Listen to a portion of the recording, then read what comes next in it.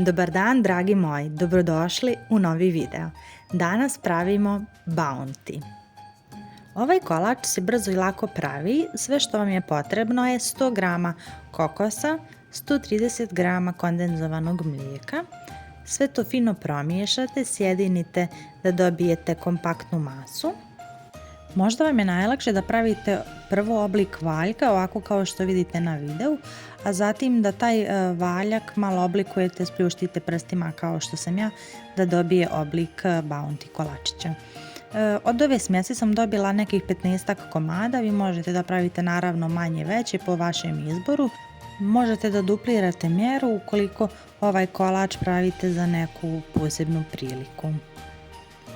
Na kraju sam još istopila 100 g čokolade za kuhanje sa većim postotkom kakaa i 2 kašike ulja, 10 sekundi u mikrotalasnoj, i svaki ovaj Bounty kolačić sam umakala sa svih strana da bude fino obložen čokoladom. Na kraju stavite kolačiće u frižider nekih 30 minuta da vam se stigne ta čokolada i služite. Iskreno, ljudi dragi, ja kad sam probala ovaj kolač, malo me je razočarao. On je bio ukusan, ali mi se iskreno ta kombinacija sa tamnom čokoladom nije toliko svidjela.